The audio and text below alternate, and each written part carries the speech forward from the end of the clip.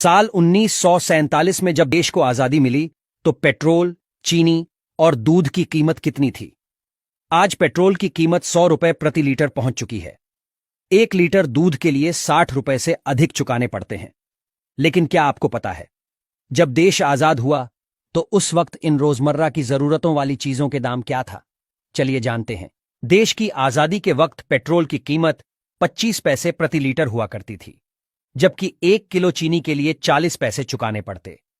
नई साइकिल के लिए कम से कम 20 रुपए की जरूरत होती थी, जबकि दिल्ली से मुंबई तक अगर फ्लाइट से सफर करते तो आपको 140 रुपए चुकाने पड़ते। उस दौर की कीमतें कुछ इस प्रकार हैं: चावल 12 पैसे प्रति किलो, चीनी 40 पैसे प्रति किलो, आलू 25 पैसे प्रति किलो, दूध 12 पैसे प्रति लीटर, पेट्रोल 24 पैसे प्रति लीटर, साइकिल 20 रुपए, सोना 10 ग्राम 88 रुपए 62 पैसे। दिल्ली से मुंबई ट्रेन फर्स्ट क्लास किराया 123 रुपए था। एक अखबार की कीमत 13 पैसे और सिनेमा टिकट 30 पैसे की हुआ करती। घी 75 पैसे प्रति किलो, आटा 10 पैसे किलो, दाल 20 पैसे किलो, केला 12 पैसे दर्जन, बल्ब 25 पैसे, माचिस 2 पैसे, टॉर्च 1.5 रुपए और पेंसिल 6 पैसे की थी। डॉलर की बात करें तो डॉलर की कीमत 1925 तक भारतीय रुपए से कम थी। वो कीमत जानकर आप हैरान हो जाएंगे। 1 डॉलर हमारे 10 पैसे के बराबर था। 1947 में 1 डॉलर 4 रुपए 16 पैसे के बराबर हो गया। 1965 तक 1 डॉलर 4 रुपए 75 पैसे के बराबर रहा, फिर बढ़कर 6 रुपए 36 पैसे हो गया। उसके बाद ये बढ़ने लगा। 1982 में 9 रुपए 46 पैसा हुआ। उसके बाद अब ये कहां है जगजाहिर।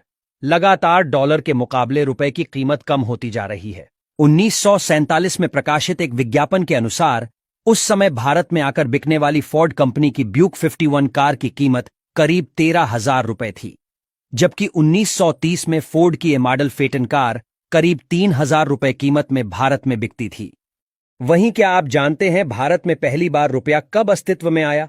रुपए के शुरुआत की बात 6ठी शताब्दी ईसा पूर्व में बताई जाती है, यानी 2600 साल पहले रुपए की शुरुआत हुई थी। रुपया संस्कृत से आया है। रूपा का अर्थ होता है आकार, रुपया का अर्थ है चांदी यानी चांदी जैसा, जबकि रुपयकम का अर्थ चांदी के सिक्के से है।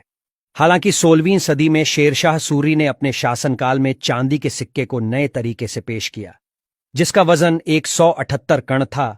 रुपए के नाम से बाजार में उतारा गया। मुगल काल और फिर ब्रिटिश हुकूमत में इसका प्रयोग होता रहा।